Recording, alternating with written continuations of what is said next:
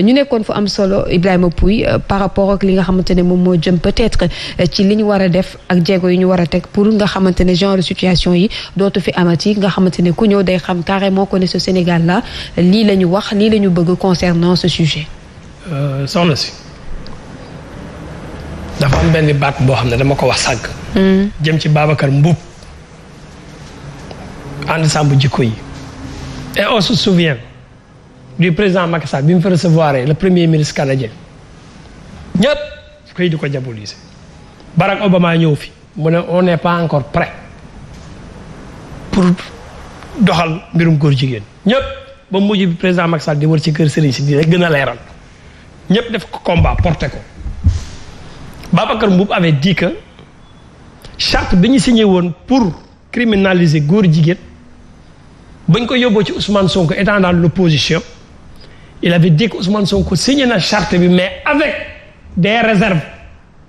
C'est Babacar Mboup qui parle et qui montre le document ne Ousmane Sonko bi nga ko joxee dossier bi ne ko criminaliser góor jigéen signé na ko mais sous réserve il a dit sous réserve. Les propos de Babacar Mboup où est Babacar Mboup mais bi fi Jean-Charles ñëwee barki Dembo Ndiaye di ñëw di lijjantaat accord de pêche yi Union européenne yebal ko mu nekk un des fervents défenseurs des homosexuels mais Babacar Mboup bi ñu ko ci laajee dafa ne moom jotul sax déglu discours Jean-Charles mu nekk affaire bu jaaxal ñëpp ci koo xam ne nga jël combat bi daf ko combat dégluwul Jean-Charles nee na ba pare di jox ay thèse di expliquer les couleurs LGBT bi nga xam ne ñu ngi koy waxtaane y a un problème d'honnêteté intellectuelle dans ce pays. J'ai pas dit que Jean-Luc Mélenchon ñëw université saaga sénégalais yi la déedéet il a le droit de venir à l'université Cheikh Anta Diop mais dama ne Jean-Luc Mélenchon bi mu ñëwee ci biir université ci biir discours am bokkoon na ci li mu wax ne combat wam bokkoon na ci ñu daganal góor ak góor di sëy il l'a dit en direct tout le monde l'a écouté mën na ko yàpp ñu ak ñàkk ñoo respecté ak ñàkk a war ma suñu gëm ak suñu diine weesu Jean-Luc Mélenchon toog dëgg université taxaw naan bokk na ci ay combat wam de principe góor ak góor di sëy jigéen ak jigéen di sëy ñu valoriser ko il l'a dit clairement et net mais c'est pas la personne de Jean-Luc Mélenchon à l'université qui j'ai pas dit ça il a insulté l'honnêteté et l'intellectualisme du Sénégal léegi nag y a un problème. Où sont les journalistes certains chroniqueurs yi doon acharné wu ci le président Macky Sall ci mbirum góor jigéen on dirait que y a une minorité fine minorité yi naqarlu li nga xam ne mooy wax ji encore une fois de plus le mot tolérance bi Ousmane Sonko utilisé gars yi xaaruñu ko woon ci loolu mooy hargne ak acharnement bi mu amee woon bi mu nekk dans l'opposition ne su ma nekkee ci pouvoir bi dinaa criminaliser l'homosexuel baat boobu mu waxoon ak xadar gi mu ko waxee woon démb gars yi daaw xaaruñu woon ne dañuy tolérer mooy dañuy maslaa tolérer ak accepter di ko sorele bariwul mu tegaat ci def discours en français ba mu jeex takk dans son discours Ousmane Sonko n'a pas prononcé le mot homosexuel un phénomène la wax c'est un phénomène réécoutez le discours c'est des codes en matière de langage communication il y a des codes qui s'adressent et puis nag il peut pas être radical nag à 100%. Pourquoi? Concernant le lobby gay xaaral ma wax la. mais lobby gay bi ñoo téye àddina benn côté sur le plan finance ils ont leur dictat à faire boo leen xeexee ñu xeex la et la preuve chaîne français yi depuis dem ba léegi muy Twitter. muy les chaînes françaises ñu ngi def ay éditions spéciales di féliciter Jean-Luc Mélenchon ci discours bi mu tenir Sénégal boo demee aux États-Unis est-ce que donc finalement c'était pas un message bu tout simplement délivré c'est un message Jean-Luc Mélenchon est venu uniquement pour un but très bien précis man sama xalaat la parce que nee na ci waa ci kii bi cette liberté d'amour doit être ouverte à tous et puis il nous parle de liberté d'amour il nous parle que il a mais attendez Jean-Luc oui, c'est ce qu'il a dit. Non, il a dit je suis le premier législateur je suis le premier législateur français voilà, qui a introduit voilà une loi bi nga xam ne moom mooy daganal say góor man maa ko njëkk a def tam moom lay continuer te moom lay xeex moom la wax fii. et aller le plus loin pour dire que cette liberté d'amour doit être ouverte à tous. à tous ba pare li gën a garaaw. liberté d'amour. mais président Lamine Gueye un Jean-Luc Mélenchon qui dit que maa njëkk a dugal loi bi daganal góor sëy ma gis ay étudiants di tàccu.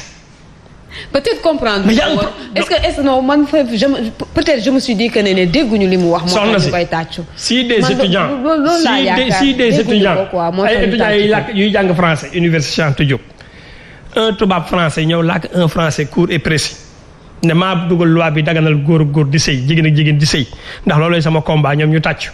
xanaa ñooñu nag bu fekkente ne dégguñu français boobu war nañoo gën université. xëy na ci euphorie bi ñu nekkoon. non y' a pas d'euphorie non attends parce que am na ñoo xamante ne hier ils étaient juste partis pour voir Ousmane Sonko pour la première fois. am na ñoo xam ne xëy na engouement boobu ñu nekkoon. xëy na est-ce que du seen tàngaayu yaram. léegi nag c'est ça le danger nag. gis nga étant dans l'opposition il pouvait avoir un discours populiste mais étant un premier ministre étant un gouvernement Ousmane Sonko n'a plus le droit d'avoir ce discours populiste. Ousmane Sonko n'a plus le droit à l'erreur concernant la communication parce que cette erreur de communication peut porter préjudice d'abord à son président de la République Bassirou Diomaye Faye qui est la première personne à gérer les relations diplomatiques entre État et État. Ousmane Sonko n'est pas le président de la République du Sénégal. Ousmane Sonko n'incarne pas le fauteuil du président de la République. Moi, des fois, je me dis que à quoi joue Ousmane Sonko en tant que premier ministre? Heure bu président Bassirou Diomaye Faye amee benn rencontre. Actuellement, où est le président Bassirou Diomaye Faye? Hier, il était au Nigeria. waroon fa continuer sur la rencontre diplomatique. oui jóge na Nigeria. daa waroon dem mu ngi dem ci beneen dëkk tey. il est en train de jouer sur le plan diplomatique officiel. des tournées entre président État. donc ñaaree mun a am j'ai dit ici un jour que Ousmane Sonko na éviter di nekk benn ombre ci le président Bassirou Diomaye Faye. très bien. donc tey dans l'un ou dans l'autre il y a une erreur de communication qui est très fatale. mooy y a 3 mots le Sénégal est tolérant mooy ci ngóor jigéen le Sénégal persécuté wuñu duñu fitnaal góor jigéen amul dañuy fitnaal góor jigéen ci réew mi Sénégal tolérant wuñu maslaa wuñu góor jigéen kon ñaari baat yi Ousmane Sonko wax amul ñetteeli baat bi mu wax en français mooy def na discours ba mu jeex tàkk il n'a pas prononcé le mot homosexuel. C'est des entre parenthèses et des questions yoo xam ne. Très bien. Il doit éclaircir les Sénégalais et insister encore une fois de plus. Sur la criminalisation de l'homosexuel. Voilà. Par contre nag yenn malhonnêteté intellectuelle yi nga xam ne ñoo ne ci réew mi jàmm seen jàmm seen. Merci beaucoup. Oui, président moi je ne doute pas. awma sikki sàkk ne Ousmane Sonko dina cautionner góor jigéen loolu awma ci sikki sàkk. oui. Ça c'est clair. mais xam nga lu ñuy xaar ci ñoom parce que lii nii. Si je suis élu président du Sénégal, la loi criminalisant l'homosexualité sera l'une des premières que je ferai voter. mais man mon point de vue si lii. moom moo ko bindoon président xaaral ma daaneel moom moo ko bindoon. waaw mais c'est ce que j'attends. c'est-à-dire Sénégal foofu la toll dañuy dem ci ay réformes. pour man réforme bii.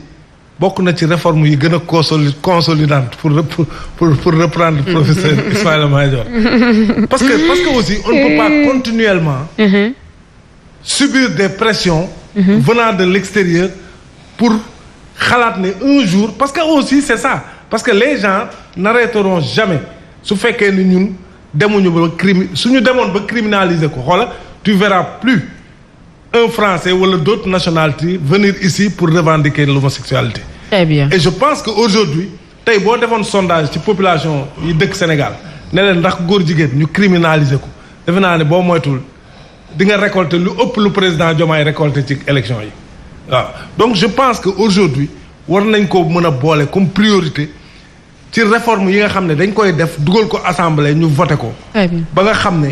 waxatuma la góor jigéen mais ku ko fi defati dañ lay jàpp tëj la 10 ans. Très bien. Je pense que foofu la Sénégal toll. D'accord président Serigne tu voulais ajouter quelque chose. donc moom li mu wax nii loolu laa bëggoon a rebondir un peu parce que nous sommes dans un pays à 95% de musulmans.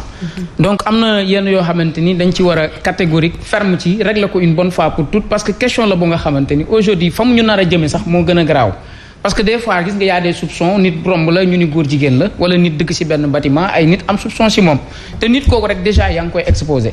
donc le président de le premier ministre Ousmane Sonko donte lii moo ko bindoon yàlla dogal aussi bi mu koy wax dafa ni woon bu nekkee président de la République mais nekkul président de la République mais quand même il peut faire des propositions au président de la République pour que ñu am une loi bu nga xam day. mais ñoom ñoo nekk ci nguur gi. waaw dégg loolu laa wax nii dégg ma la dama ni donte nekkul président de la République c'est le premier ministre mais il peut faire des propositions au président de la République auprès du président de la République pour qu'une loi criminalisant